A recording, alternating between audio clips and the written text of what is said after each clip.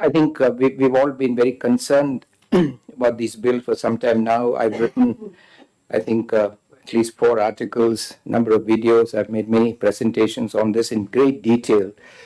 And not that it did not have any effect. I think it had a couple of effects. The first draft had a very open sky definition, a new definition of terrorism, supplementing the UAPA definition. So as a result of some of these early efforts, I think somehow when the second draft came up, we saw that that draft had been removed and replaced by almost the identical language in the UAPA, which is a known devil, with a very minor change. A couple of other things also which are not worth mentioning, but these were only sort of playing safe and responding, I think, to the concerns of their own constituency rather than anything we said.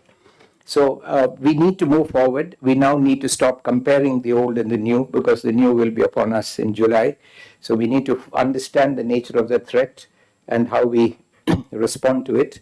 I'll lay out my understanding of the threat, and I'm sure we have a very eminent defender in court of our rights in criminal law, Brinda Grover, who will take us to that the new phase which we have to now start thinking about. And it's only when that happens that we will start to see the real flesh of this law, because ultimately it will be, the question will be, how will judges see it and how will they interpret it, how will we see it on behalf of those who are accused, and what arguments will we articulate to defend ourselves. But I'd like to just do 2 things. One is set a larger context very briefly, and then focus on the 3 areas that we now need to focus on. The larger context is, as I said, indicated earlier in that very nice session that Mr. Prashant Bhushan organized a couple of days ago. What we are looking at, the Supreme Court jurisprudence on civil rights, what we are seeing is actually a concentrated attack on Article 19. From all fronts, there's a really concentrated attack on Article 19, and in particular on 3 clauses of Article 19. 19.1a, which is speech and expression. 1c, which is association and union. So all the attack on any kinds of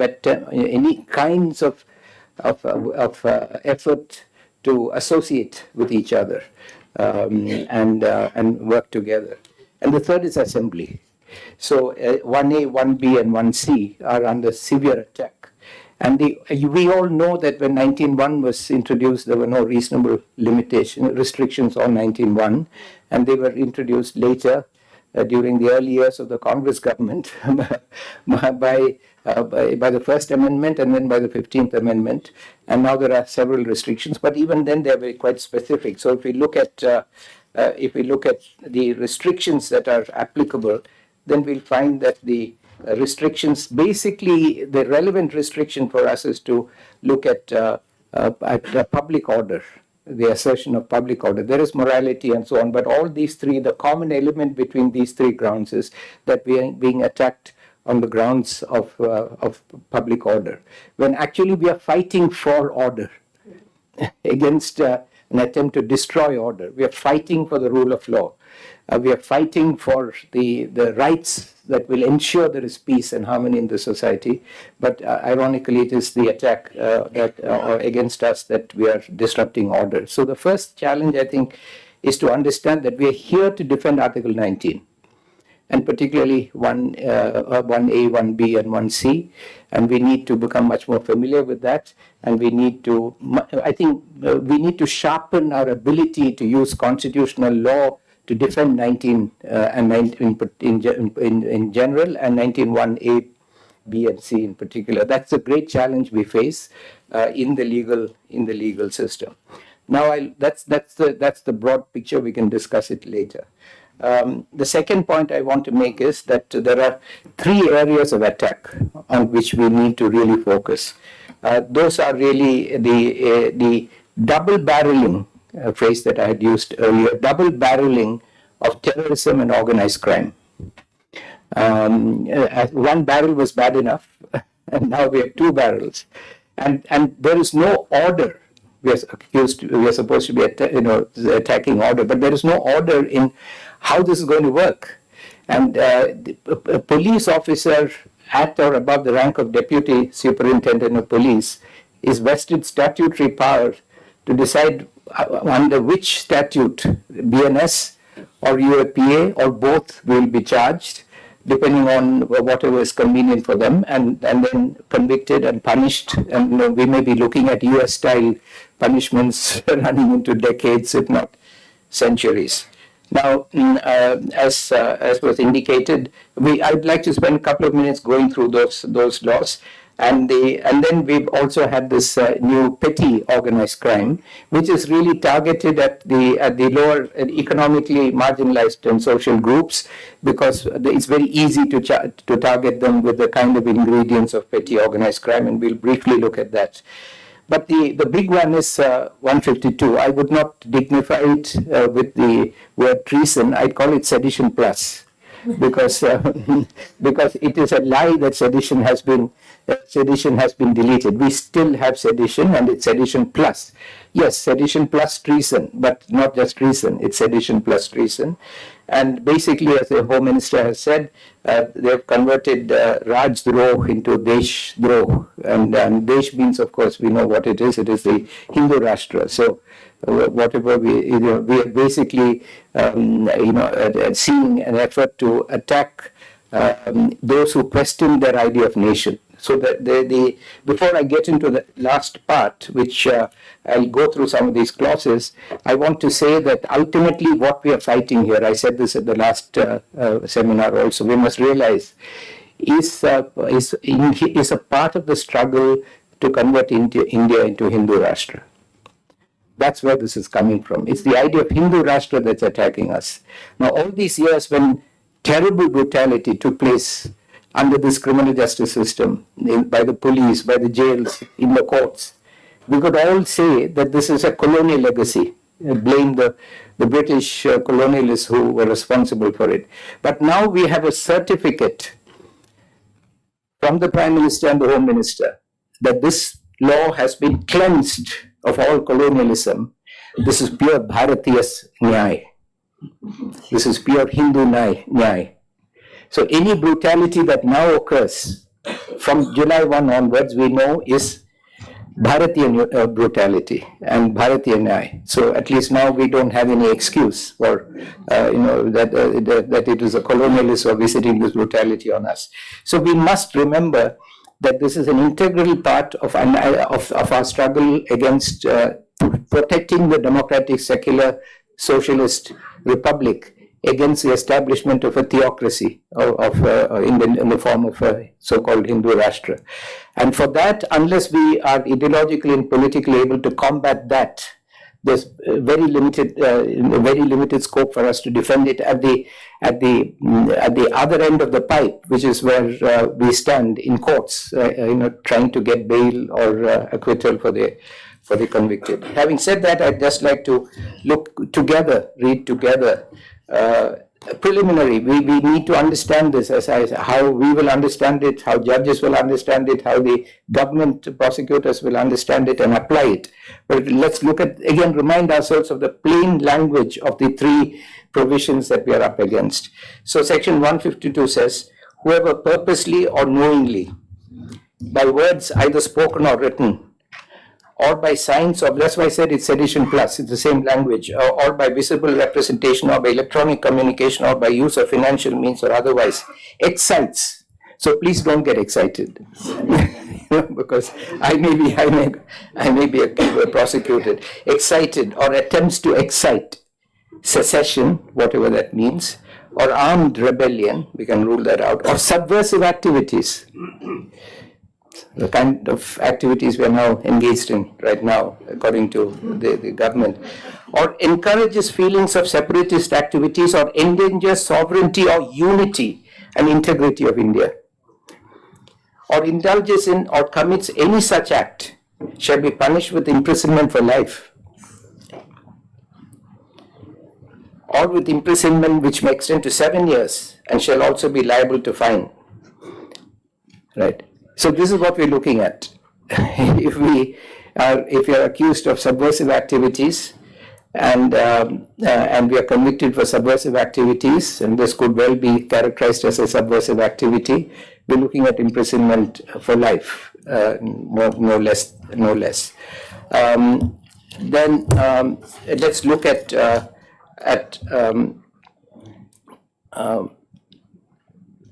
302, which is not new, but still now it doesn't matter whether it's new or old. We're looking at the instruments that will be used against us. Whether it was in the old IPC or not is no longer relevant. So let's look briefly at 302 of BNS. 302 says, whoever with deliberate intention of wounding the religious feelings of any person utters any word or makes any sound in the hearing of that person, or makes any gesture in the sight of that person, or places any object in the sight of that person, shall be punished with imprisonment of either term, which may extend to 1 year, or fine, or with both, right? So wounding the religious feelings of another person. Then we have the full panoply still of all the provisions on causing divisions, disunity between communities and groups. All of those are still in place, unchanged, which have been misused, 153, 153A, except 153AA, which has been deleted. 153AA, which was never notified, thanks to the influence of Nagpur on Delhi, 153AA said that the use of organizing mass drills carrying weapons, including lathis, in public is a crime. That has been deleted from the Bharatiya Nyaya Sanhita, which means that Bharatiya Nyaya is exhorting us to have mass drills carrying arms on the street. So this is so we have these, plus I'm not going through the familiar 153 series of provisions, which we are all, I think Ms. Grover has been fighting for years in court, and we are all familiar with it. But let's come back very quickly to 110 and 111. 110 is 111 is organized crime, and 112 is petty organized crime.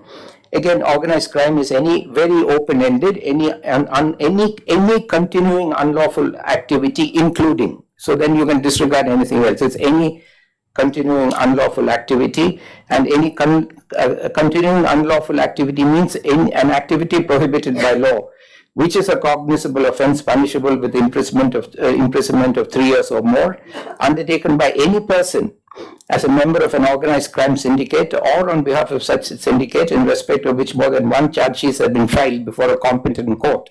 So all you need is a charge sheet should be filed. There is no need for conviction. Charge sheet is filed, and then you can be accused of being working with an organized group, and you can be charged with organized crime. Of course, needless to say, whoever commits organized crime shall, this is standard now, if such offense has resulted in the death of any person, be punished with death or imprisonment for life, and in any other case be punished with imprisonment which shall not be less than 5 years, but which may extend to imprisonment for life, even if no one is killed, and shall also be liable to fine, which shall not be less than 5 lakhs of rupees. That is organized crime. And then there is petty organized crime, which is directed at the poor of the country. I don't like using that word, but I think that's what they are directed at. Whoever, being a member of a group or a gang, either singly or jointly, commits any act of theft, snatching, cheating, unauthorized selling of tickets, unauthorized betting or gambling, selling of public examination question papers, I don't know why that's got so much prominence, or any other similar criminal act, is said to commit petty organized crime. Now they have expanded the definition of theft from the earlier penal code, or the earlier other parts of this penal code. For the purposes of this subsection, theft includes click theft, theft from vehicle, dwelling house or business premises, cargo theft, pickpocketing, theft through card skimming, shoplifting, and theft of ATMs, Whoever commits any petty organized crime shall be punished with imprisonment, which shall not be less than 1 year, but which may extend to 7 years, and shall also be liable to fine. This is the main attack. Then there are very many other small things, such as they've introduced, we always had a law saying you have to obey public officials, but subject to various constraints. Now there is a provision saying that you have to obey any lawful direction of any police officer. If you don't, if the police officer says you are not obeying his lawful order, he can detain you for 24 hours on the spot. And so imagine what that will do for people, for marginalized sections on the ground. So, and there are other provisions. In terms of procedure, we know, and I think Anup will talk more about it, about police custody, the huge expansion of our stay in the torture chamber, has been extended from 15 days maximum to up to 90 days in specified cases. I'm sure Anup will talk about that. And we're also now, all of us are liable to be ordered to give our biometrics. Initially it was for those who are accused. Now whether you're accused or not, if it is related to a case that the magistrate feels is related to the case, we can be ordered to give our biometrics. There is no compulsion in certain cases to file an FIR. Reversing the Lalita Kumari directive, and they can do a preliminary inquiry and conclude that there's no need to file an FIR. It's already very, very difficult to file an FIR, as we all know. And of course, the icing on the cake is that handcuffing is back, and reversing the Krishnaiyer dicta. The other Krishnaiyer dicta that has been completely reversed is bail, not jail. So no handcuffing is also now, and it's encouraged. Shall handcuff. There's the two words there: shall handcuff in certain, or may handcuff in certain cases. And across the board, there's increased incarceration. And so the idea is to use. So I'll conclude here. What is going on here is criminal law was an instrument of dealing with the problem that humanity has faced since human beings existed: crime and punishment, right? How to define crime and how to punish. Even this colonial law largely dealt with that. But now we have a penal law which has nothing to do with crime and punishment. Introduced into it an element which is used simply to suppress dissent and opposition. No connection to crime, no connection to punishment, just dissent. And so we are seeing a completely new and unprecedented use of the criminal law, completely disconnected from the idea of crime and punishment. So frankly, these cases should be handled by constitutional lawyers. We'll have to invoke constitutional law in the... Thank you, Professor Mohan Gopal.